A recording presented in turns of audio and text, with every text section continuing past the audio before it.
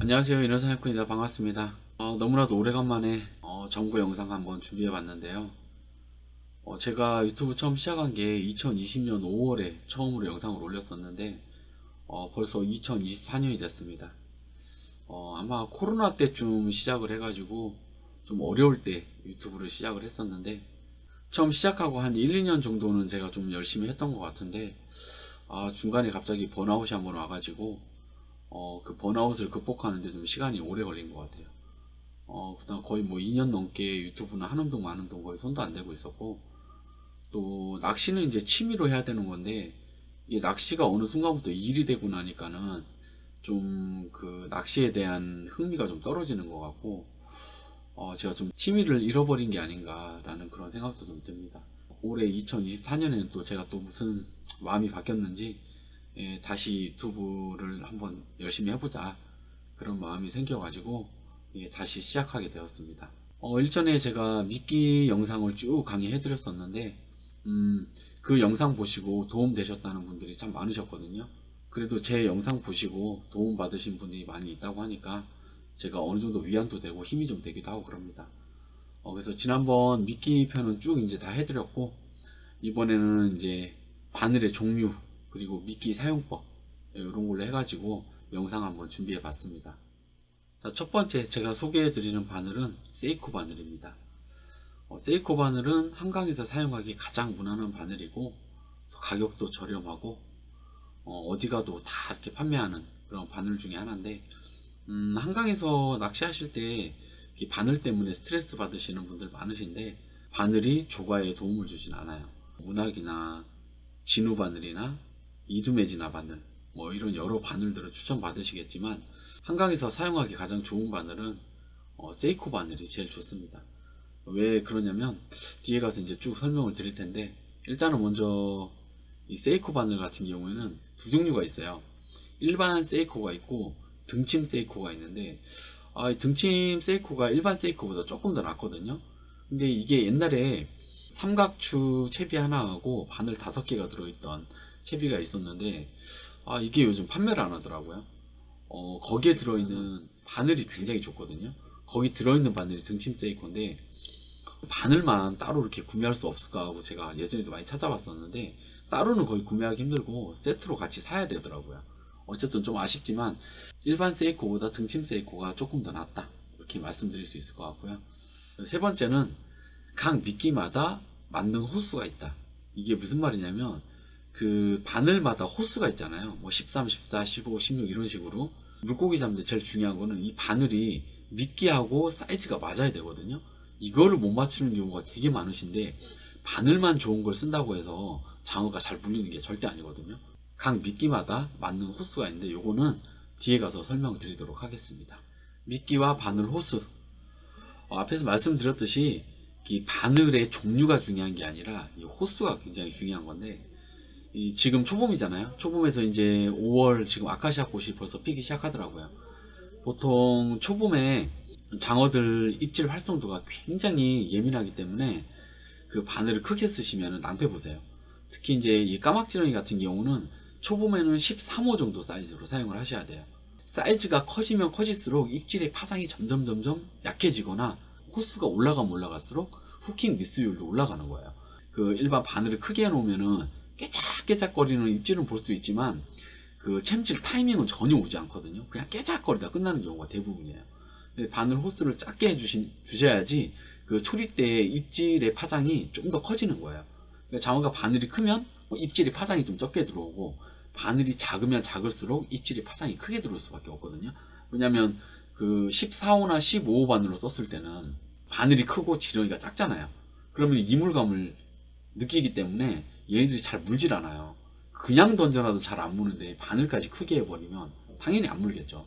그래서 여러분들 그 꼭 기억하셔야 되게, 까막지렁이 사용할 때는 초봄에만 13호를 쓰는 거고, 이제 5월달 아카시아 꽃이 피고 질 때까지, 이때가 1년 중에 장어가 가장 많이 잡히는 시기거든요. 이때가 폭발적으로 입질이 들어오는데, 이때 사용하셔야 될 미끼가 까막지렁이에요. 이 시기에는 장어들이 까막지렁이밖에 안 먹거든요. 다른 지렁이 던져라도 물긴 물겠지만 까막지렁이보다 못해요.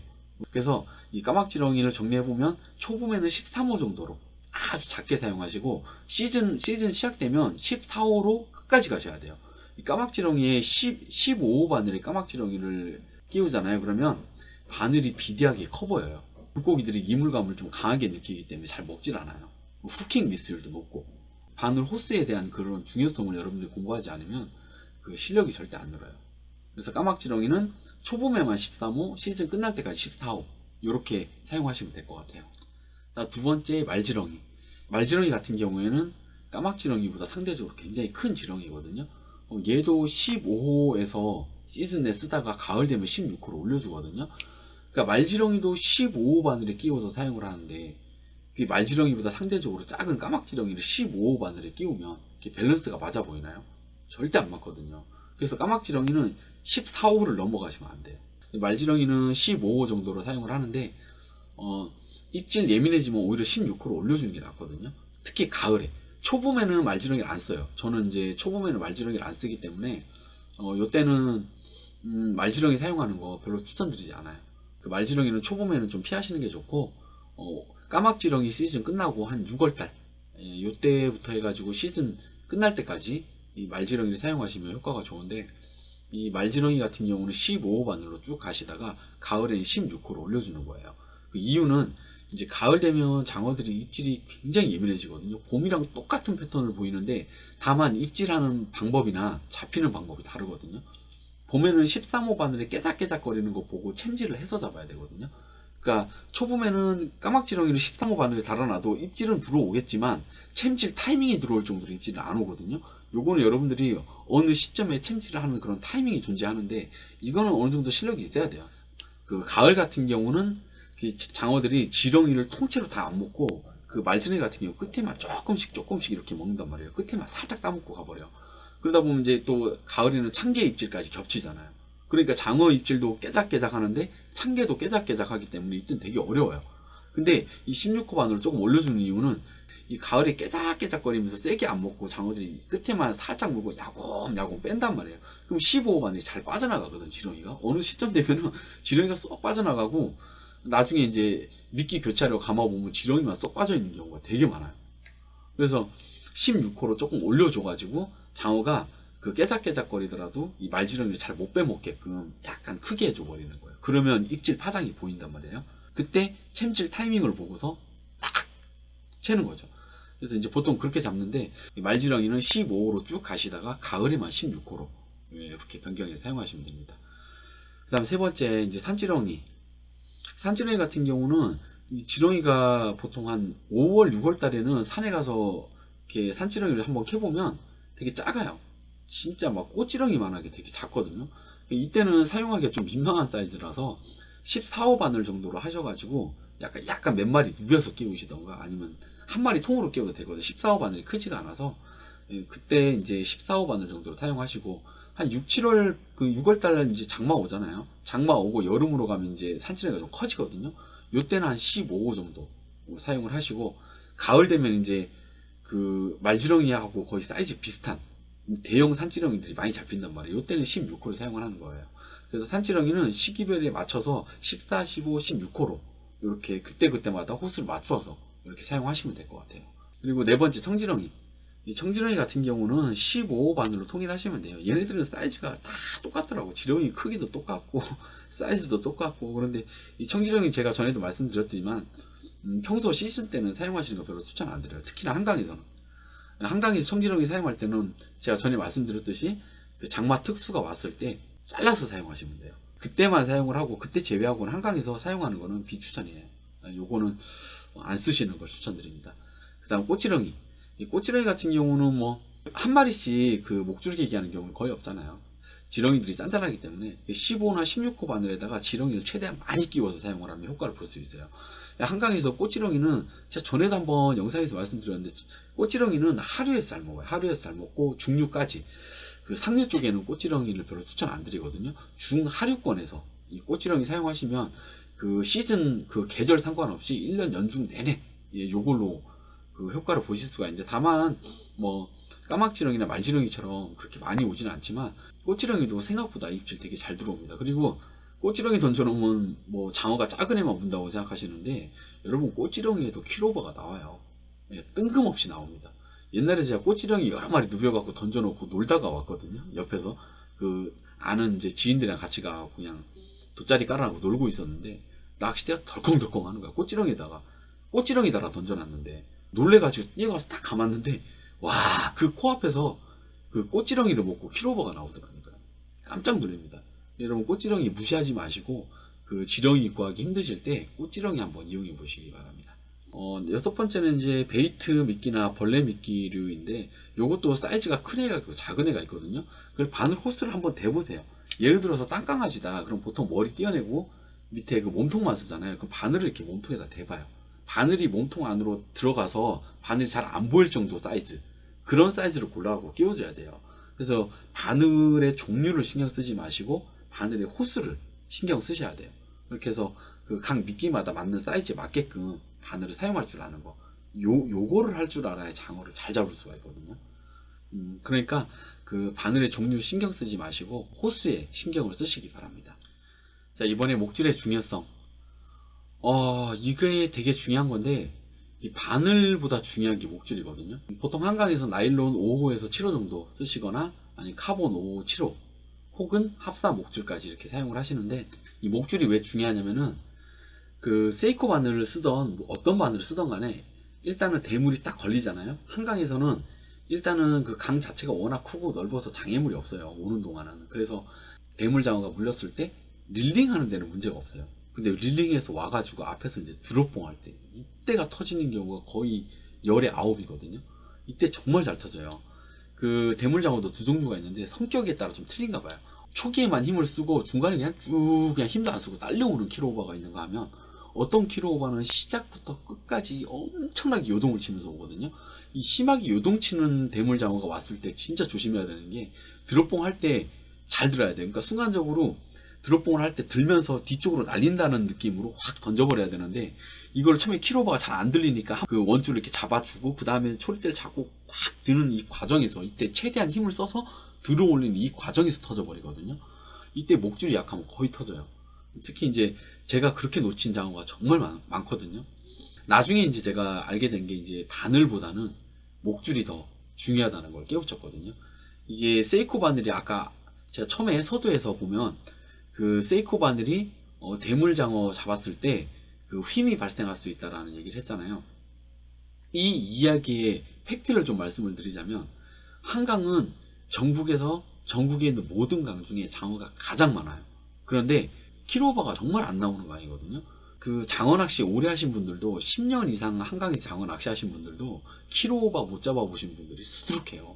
뭐 기술이 좋고 내가 잡는 방법을 잘 알면 킬오버만 잡아낼 수 있다고 생각하시는 분들도 있는데 절대 아니에요. 한강은 랜덤이에요. 작은 사이즈부터 큰 사이즈까지 내가 낚시하는 장소가 포인트라 하더라도 거기 대물장어가 올지 안 올지 몰라요.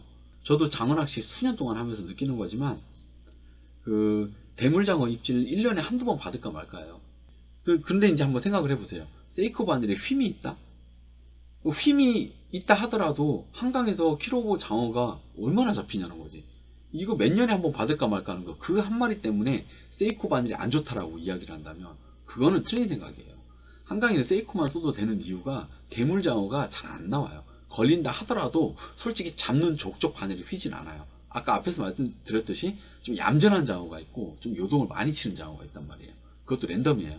그렇기 때문에 그 무조건 휨이 발생해서 빠지거나 그러진 않거든요. 그러나 휨이 발생하더라도 그 랜딩할 땐 잘 딸려오는데 드롭봉 할 때 빠진단 말이에요. 이때 이제 바늘에서 빠져나가는 경우는 거의 없고 거의 바늘하고 목줄 묶어놓은 부분이 있거든요. 거기가 잘 터져요. 거기가 탁 터지면서 떨어져 나간단 말이에요. 그래서 목줄이 더 바늘보다 중요한 거예요. 한강 아니라 뭐 댐이나 저수지, 뭐 대물장어 잘 나오는 이런 데 있잖아요. 그런 데서는 목줄을 거의 10호까지 세팅을 해주거든요. 근데 바늘은 세이코 써도 상관없어요. 근데 목줄은 10호까지 가야 돼요. 대물장어가 장난이 아니에요. 막 1kg 애들도 힘을 그렇게 쓰는데 2kg 넘어가면 장난이 아니에요. 뚝심이 얼마나 센지 웬만해서는 릴링도 잘 안 되고 와 진짜 미칩니다. 미쳐. 그래서 이 대물장어 손맛 한번 보고 나면 여러분들은 다른 낚시는 절대 못할 거예요. 무조건 장어 낚시 손맛 보고 나면 그냥 꽂혀버리거든. 그만큼 이 장어가 손맛이 좋고 또 입맛도 좋잖아요.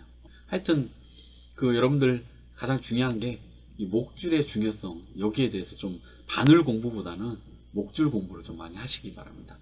그리고 제가 하나 이제 추가적으로 좀 설명을 드리자면 이 봄부터 가을까지 한강이나 항상 그 참개들이 우리한테는 천적이지 낚시꾼들한테 정말 귀찮은 물고기인데, 이 참개가 그 항상 우리 낚시할 때 참개가 이렇게 목줄을 계속 이렇게 집어 넣거든요. 목줄을. 그러면 이 목줄에 홈이 이렇게 좀 생기잖아요. 그러면 그때 진짜 운 안 좋게 킬오버가 만약에 물었어. 그러면은 랜딩 하다가 중간에 무조건 터져 나가요. 이 참개가 건드려 놓으면 그 목줄에 손상이가 있거든요. 그것 때문에 다 터지는데, 사람들이 이제 이런 경우가 있어요. 내가 장어 이제 참개가 와서 막 깨작깨작 거리다가 어느 순간에 장어가 입질이 딱 들어온 거야. 그래서 얼른 가서 이제 딱 챔질하고 막 가만히 낸단 말이에요. 그러다 중간에 딱 터져버리잖아. 그럼 사람이 무슨 생각을 하냐면, 아, 내가 바늘이 잘못됐구나, 뭐 이런 생각을 먼저 하거든요. 근데 목줄이 약한가? 이게 터질 리가 없는데? 이러면서 이런 식으로 생각하는 경우가 대부분이거든요. 절대 아니에요. 이 참개가 건드릴 때 목줄을 집어넣는 경우들이 많은데, 우리가 그거를 항상 채비 회수하고 난 다음에 목줄을 이렇게 손으로 확인해 보셔야 돼요. 거기에 참개가 이렇게 집어넣은 자국이 있잖아요. 그럼 채비를 바로 교체하셔야 돼.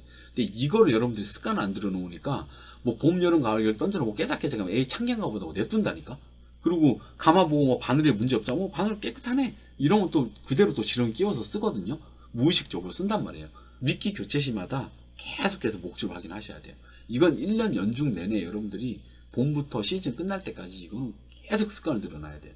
이거 모르고 있다 놓치는 경우가 많은데, 막 오다가 터지면 에이씨 바늘이 잘못됐구나, 아 입에 잘 안 걸렸나 보다, 아 이래서 진우 바늘을 써야 되는데, 아 막 이러면서 자꾸 그런 얘기를 한단 말이에요. 그거 아니에요. 여러분들 그 목줄을 항상 확인해 보세요.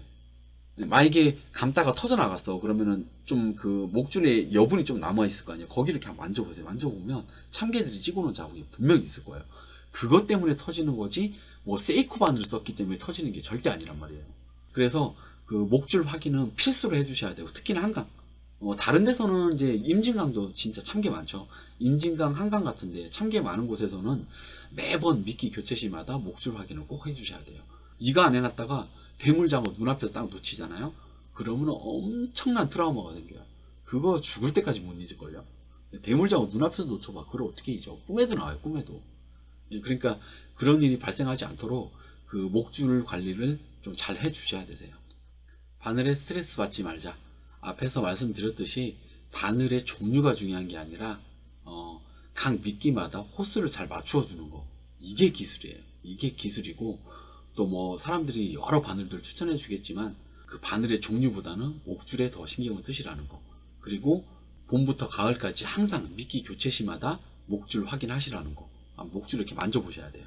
참개가 찝은 자국이 있으면 빨리 변경을 해 주셔야 돼요. 그렇게 해가지고 대물장어를 놓치는 불상사가 생기지 않도록 미리미리 철저하게 준비하시는 게 중요합니다. 그 다음에 주변 환경에 따라서 변화를 주는 게 답이다. 이게 무슨 말이냐면, 요거 되게 중요한 건데, 제가 요거 엄청난 팁이거든요. 요거 팁 하나만 여러분들한테 알려드릴게요. 그 장어바늘은 무조건 외바늘 유동 채비가 기본이에요. 항상 외바늘 채비를 써야 되는데, 가끔 가지바늘을 줘야 될 때가 있거든요. 이때가 언제냐면 지금 4월 3, 4월에 입질이 되게 예민할 때 있죠. 제가 그때 13호, 제가 아까 13호 바늘을 쓰라고 했잖아요. 13호 바늘에 까막지렁이를 끼워서 가지바늘을 주잖아요. 그러면은 밑바늘에 줬을 때는 초리대가, 그 초리대의 파장이 되게 미약해 갖고 기술자 아니면 못 잡아요. 근데 가지에다 주잖아요. 그러면은 가지에다 주면 장어가 조금 고개를 들고 물고 이제 당길 거 아니에요. 그러면은 이 초리대의 입질 파장이 더 강하게 들어와요. 그래서 가지바늘을 주는 거예요. 그리고 또 장어의 활동성을 조금 더 유도를 해주는 거죠. 바닥에 이제 외바늘 채비를 주게 되면 얘가 깨작깨작거리고 땅에서 고개만 빼끔 내밀고 나와갖고 깨작깨작 한단 말이에요. 그렇기 때문에 입질의 파장이 약할 수밖에 없죠. 근데 그 가지바늘을 줘서 바닥에서 약간 띄워놓으면 장어가 나와가지고 고개를 좀 더 들고 움직여주거든요. 그래서 움직임을 조금 더 유도를 해가지고 그 입질의 파장을 조금 더 강하게 보기 위해서 가지바늘을 쓰는 거예요. 그래서 이때만 써야 되는데, 이 가지바늘을 또 쓰지 말아야 될 때는 언제냐면 장마 특수 때, 이때 가지바늘 끼우시는 분들 많잖아요. 절대 끼우면 안 돼요.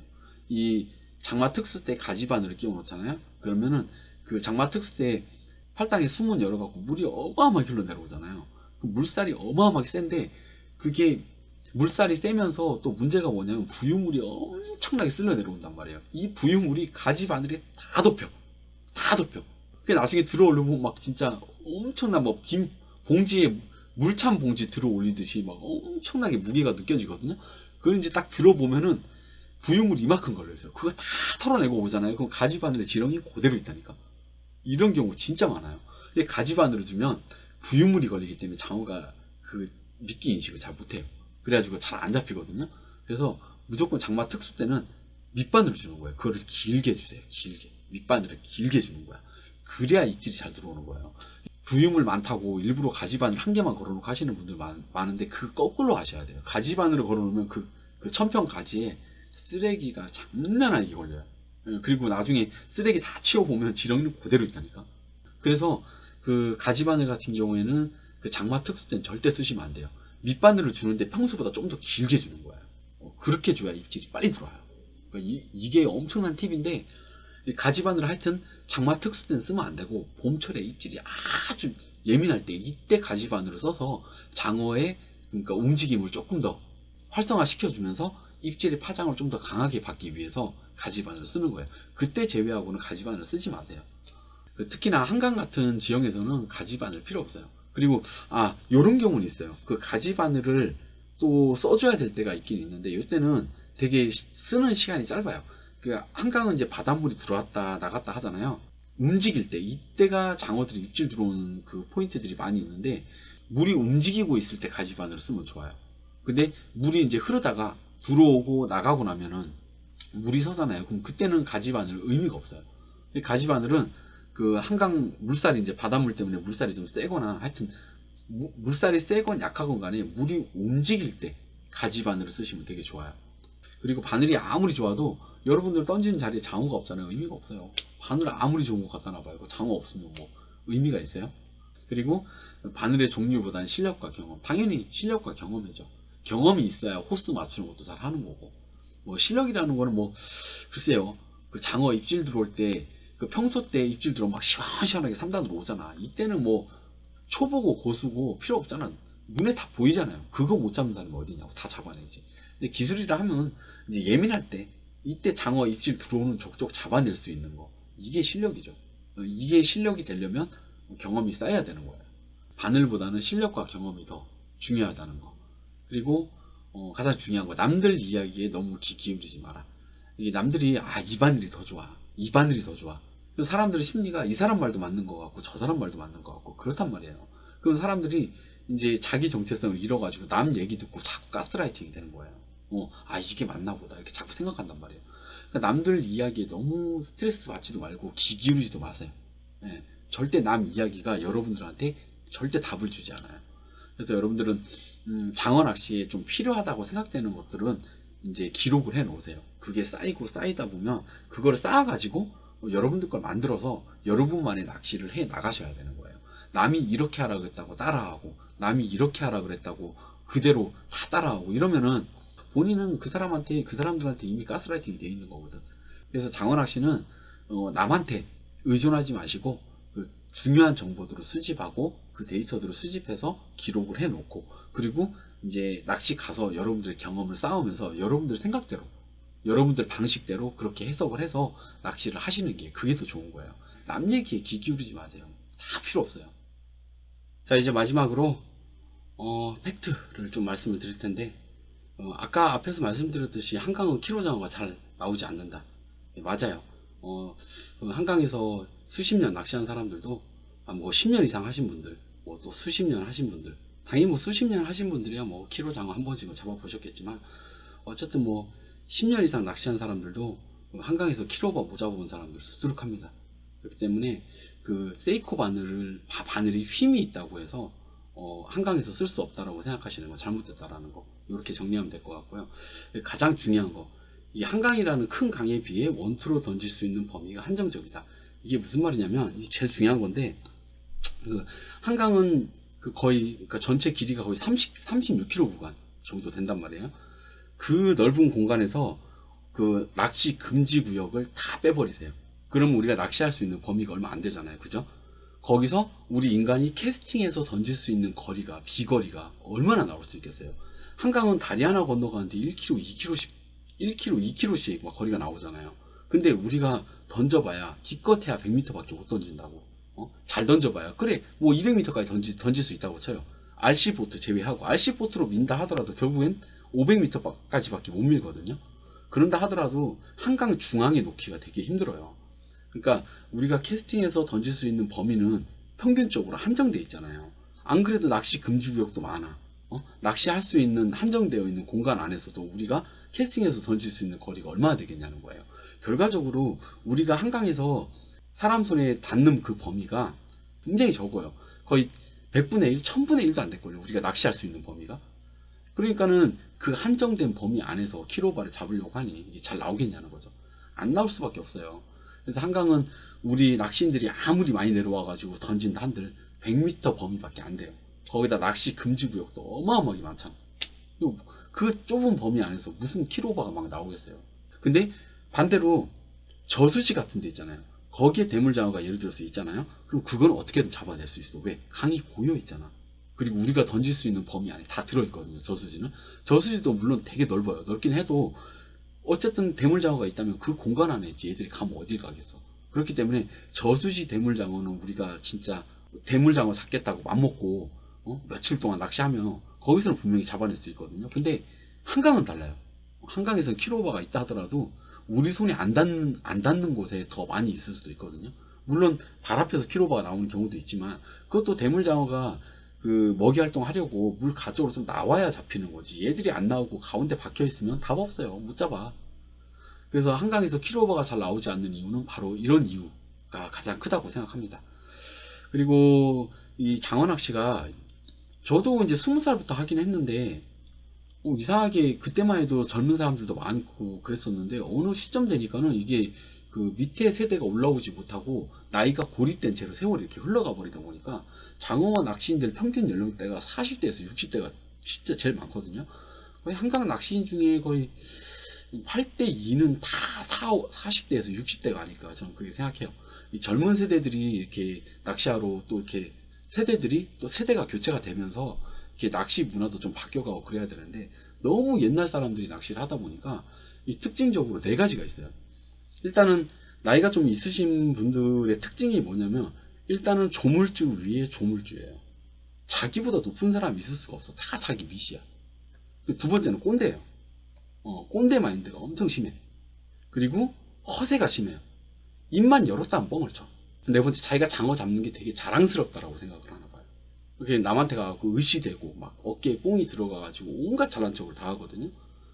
이게 세대가 어쩔 수 없는 것 같아요. 이게 제일 무서운 게 뭐냐면 이 세대분들은 그 세대를 쭉 살아오신 분들이기 때문에 무서운 게 뭐냐면 변하지 않아요. 그 사람들은. 이 사회가 꼰대 문화가 좀 사라지고 있는 그런 문화인데 이렇게 아직까지도 그 꼰대 마인드가 남아 있어가지고 이렇게 시대의 흐름을 따라가지 못해요. 이 사람들은 변하지 않거든요. 죽을 때까지 그냥 그렇게 살아갈 거예요. 어쩔 수가 없어요. 항상 그러니까 쉽게 말하면 선배들이 그런 사람들이 이렇게 한강에 거의 다 포진되어 있다 보니까 새로 배우러 오는 그런 초보들이 이런 허세꾼들 만나가지고 진짜 장어 낚시 다 베린단 말이에요. 이게 문제인 거거든. 그래서 너무 이제 연령대가 높은 사람들이 있다는 게 어떻게 보면 엄청난 단점이거든요. 이 사람들 중에 고수가 몇 안 돼요. 10명 중에 9명은 다 허세꾼이라 봐야 되고 진짜 고수는 한 명 나올까 말까요. 그 정도로 한강에는 낚시를 오래 했어도 낚시를 잘못 배운 사람들이 너무 많거든요. 그러니까 그 사람들이 장어 잡아가지고 막 자랑하고 막 이런 게 이제 하나의 문화가 되다 보니까 젊은 친구도 나도 장어 잡아 자랑해야 되겠다 해갖고 서서히 자기도 모르게 관중이 되어가는 거지. 그 선배들의 자화상인 거죠. 밑에 사람들이 이제 배우러 올라오면서 그런 걸 다 배우는 거야. 그러니까 한강 장어 낚시 처음 할 때는 저 잘 못 잡으니 좀 가르쳐 주십시오. 굽신굽신 하거든. 그러다가 자기가 어느 정도 장어를 잡기 시작을 하잖아요. 그러면은 그때부터 어깨에 뽕이 탁 들어가가지고 있잖아. 막 SNS고 어디고 막 장어 잡으면 사진 올려갖고 막 계속 자랑을 하는 거야. 이렇게 살아가다 보면 결국엔 그 사람도 나이 먹잖아요. 그럼 허세꾼이 될 수밖에 없어요. 꾼이 아니거든 절대로. 이런 문화가 계속해서 이렇게 대물림이 이렇게 되고 있단 말이에요. 이게 사라져야 돼. 그런 사람들이 하는 얘기에 여러분이 귀 기울이잖아요. 그러면은 그 사람들 또 특징이 뭐냐면 남 이야기는 틀렸고 자기 이야기는 다 맞아. 남 얘기는 다 뻥이야. 자기 얘기는 다 맞아. 이런 성격을 좀 가지고 있고, 그리고 남이 어떤 장어 낚시에 대한 정보를 이렇게 얘기를 하잖아. 그럼 한마디씩 덧붙여. 왜 덧붙이는 줄 아세요? 내가 너보다 높다 이거야. 네가 나보다 아래다 이거예요. 조물주 위에 조물주잖아. 그러니까 자기보다 높으면 안 되거든. 자기보다 낮아야 되기 때문에 누가 장어 낚시에 대해서 좀 안다고 얘기를 하잖아. 그럼 한마디씩 덧붙여. 막 덧붙여. 그게 아니라 이렇게 하는 거야. 그건 이런 거야. 이러면서 계속 사람을 가스라이팅을 한단 말이야. 이 사람들이 낚시는 못하면서 이거는 얼마나 발달이 돼 있는지 이걸로 그냥 진짜 막 잘 모르는 애들한테 이걸로 막 조지는 거야. 그러면 애들이 이분 이거 잘 잡는가 보다 하고 또 애들이 그 사람한테 물들거든. 그러면 이 고수가 막 떠드는 얘가 잘 받아주네. 그러면은 그 애를 이용해 먹는다니까. 그러니까 여러분들이 가스라이팅 당해갖고 이용당하고 막 이런 게 되게 많단 말이에요. 그래서 낚시인들 하는 얘기는 듣지 마세요. 어차피 다 뻥이야. 제가 이렇게 강의해도 분명히 지난번에도 제가 이제 강의 영상 이제 쭉 올리니까 댓글에 꼭 한마디씩 가르치려고 그런 사람들이 있더라고. 이 사람들이 지금 장어 낚시하는 사람들이 거의 대부분이 그런 사람들이거든요. 이 40대, 60대 혹은 뭐 30대 후반 그런 친구들도 그 예전 아까 말씀드렸듯이 이제 안 좋은 게 대물림이 돼가지고 선배들 보고 배운 거지. 자랑질하고 막 장어 잡았다고 의시되고 막 남 앞에 가서 자기가 막 마치 막 엄청난 영웅인 것처럼 그러고 다닌단 말이에요. 선배들이 그러고 살았으니 후배들이 뭘 배우겠냐고. 애들이 다 그러고 다니는 거예요. 그래서 절대로 이렇게 나이 먹은 사람들이라 하더라도 좀 올바른 고수를 그러니까 진짜 고수를 여러분들이 출연해야지. 이렇게 허세꾼들 만나면 여러분 인생에 남는 게 아무것도 없어요. 나중 되면 진짜 아무것도 없다니까. 실력이 늘어난 것도 아니고 배운 거냐고 허세밖에 없어. 이거 배운 게 이거밖에 없거든. 그러니까 이제 여러분들이 세월이 흘러도 기술이 늘어날 수가 없는 거예요. 장어 낚시는 남 이야기를 듣고 기술을 익히는 게 아니라 여러분들이 그 낚시 가서 현장에서 계속 체험을 하고 경험을 해야 돼요. 그 경험이 쌓여가지고 데이터가 돼야지. 그래야 기술이 생기는 건데 남 얘기 듣고 이게 맞나 보다. 또 이 사람 얘기 들으니까 또 이 사람 얘기가 맞아. 그러니까 자꾸 사람이 막 마음이 일로 갔다 저로 갔다 한다니까. 그러면 자기 정체성을 잃는 거예요. 그런 경우가 대부분이라고. 그래서 한강에서 제일 조심해야 될 거는 허세꾼을 만나지 마세요. 여러분 인생에 도움이 하나도 안 돼. 고수하고 허세꾼들을 이제 차이점을 보면 딱 하나만 보시라니까요. 말을 듣지 말고 그 사람의 행동 패턴을 보시라는 거예요. 고수가 낚시하는 거 옆에 있잖아요. 확실히 달라. 고기도 얼마나 잘 잡는지 몰라요. 근데 허세꾼들은 이게 세거든. 낚시 가서 낚시를 가잖아요. 그럼 고기는 진짜 못 잡아요. 잘 잡지도 못하면서 이것만 세가지고 또 어쩌다 못 잡잖아. 그러면은 또 자기가 안다고 얘기를 해. 야 오늘은 이 장어들이 입질 안 한 날이야. 얘들이 이런 날씨에 온도가 지금 봐봐. 이 온도에서는 장어들이 입질 잘 안 해. 이러고 이제 핑계 없는 무덤이 없어. 못 잡아도 입은 살아가지고 막 떠든단 말이에요. 이런 사람들은 허세꾼이에요. 그리고 고수들은 말도 많이 안 한단 말이에요. 그냥 다 알아서 조용하게 잡고 가는 그런 성격들이지 남한테 가서 잡았다고 자랑하고 막 그런 스타일들이 아니란 말이에요. 진짜 고수들은 조용히 왔다 조용히 가요. 그 자리에 없었던 것처럼 하고 간단 말이에요. 그게 고수지. 지 안다고 요구하고 자기 말 잘 들어준다고 애들 막 이용해 먹고 가스라이팅하고. 그래서 허세꾼하고 고수를 알아보는 거는 간단해요. 같이 낚시 가자고 꼬셔보세요. 낚시 가서 하는 거 보면 딱 티 나거든. 딱 걸리게 돼 있어. 그러니까는 이제 낚시 좀 하는 사람 같아서 여러분들이 좀 막 밥도 사주고 막 이런 경우도 많이 있을 거예요. 그러다가 뒤통수 맞아요. 절대로 허세꾼들 만나지 마시고 낚시할 때는 누구랑 같이 가는 개념으로 하지 마시고 장어 낚시는 어차피 혼자 하셔야 돼. 혼자 조용하게 고요하게 앉아서 그 고독을 즐길 줄 아는 게 그게 장어 낚시의 핵심인 거지. 남들이랑 가서 심심하다고 고기 안 잡힌다고 술이나 푸고 맛있는 거 사와서 먹거리나 먹어가면서 캔맥주 마셔가면서 이러고 낚시하면은 그게 인생이 발전을 못해요. 그냥 평생 그러고 사는 거야. 장어 낚시는 고독을 즐길 줄 아셔야 돼요. 혼자서 낚시 다니는 걸 습관을 들이시고 외롭고 좀 고독하더라도 그 고독한 그 어떤 분위기를 즐기세요. 그래야 여러분들이 발전을 하는 거지. 남이 이제 사람들이 여러 명이 있으면 정보가 많이 수입되니까 더 좋을 거라고 생각할 수도 있지만 장점도 있겠지만 제가 볼 땐 단점이 더 많아요. 특히나 장어 낚시는. 장어 낚시는 진짜 피도 눈물도 없어. 가족도 없고 형제도 없고 친구도 없어요. 아주 피도 눈물도 없는 데라고. 이런 데서 무슨 인간의 정을 찾아. 장어 낚시는 고독을 즐겨라. 이렇게 정리를 해드릴게요. 자, 오늘 뭐 세이코 바늘은 여기까지 말씀드리면 될 것 같고, 정리 한번 해보면 세이코 바늘은 그 연중 사용하셔도 상관없는 바늘이고, 또 대물 장어는 1년에 한두 번 혹은 뭐 몇 년에 한 번 받을까 말까 하는 그런 장어이기 때문에 그 장어 때문에 뭐 휨이 있어서 바늘을 안 쓴다, 이건 틀린 거예요. 목줄을 더 신경 쓰시고 그 미끼별 사이즈를 그 공부를 많이 하셔야 돼요. 이 호스가 더 중요한 거지 바늘의 종류가 중요하지 않다는 거, 이거 기억해 두시고, 더 궁금하신 사항이 있으시면 댓글에 뭐 궁금한 거 있으면 달아주세요. 제가 답글 달아드릴 테니까. 그리고 또 아직 얘기하지 못한 것들이 많이 있어요. 제가 지금 이거 영상 찍으면서 대본을 잘 안 쓰고 하거든요. 즉흥적으로 제가 라이브를 하는 거란 말이에요. 정리 안 된 부분들도 좀 있고 좀 미흡한 부분들이 있는데, 이제 앞으로 이런 부분들은 제가 좀 조금씩 보완을 해서 그렇게 영상을 제작하도록 하겠습니다. 자, 오늘 세이코 바늘은 여기까지 하고 마치도록 하겠습니다. 오늘 긴 시간 시청해 주셔서 너무 감사드립니다. 마지막으로 구독과 좋아요 부탁드리겠고요. 오늘 영상이 여러분들한테 많은 도움이 되길 기대하겠습니다. 감사합니다. 자, 그리고 또 한 가지, 제가 이제 유튜브 영상에서 이제 정보 영상을 올리고 있잖아요. 인어사냥꾼 이 사람 하는 얘기 맞는 것 같아? 그럼 저 새끼 저거 다 뻥이라고, 저도 모른다고, 지 말이 다 맞다 그럴걸요 아마. 대부분이 그래. 저 같은 경우 지금 유튜브를 하면서 얼굴을 다 까고 지금 제가 정보 영상을 만들고 있잖아요. 그죠? 얼굴 다 까놓고 유튜브 하는 사람이기 때문에 적어도 거짓으로 영상을 만들진 않아요. 여러분들이 그것만 아시면 되는 거예요. 그러니까 뭐 인원사냥꾼 얘기, 저 새끼 저거 저도 모른다고 막, 저 새끼 저거 족밥이라고 막 이러면서 막 얘기할 거란 말이에요.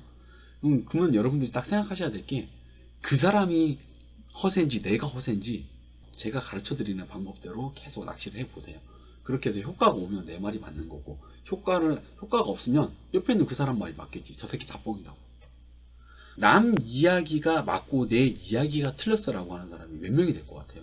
한강에 그런 사람 몇 없을걸요? 당연히 지 말이 맞고 제가 하는 말은 다 틀린 거예요. 한강 허세꾼들의 규칙이에요.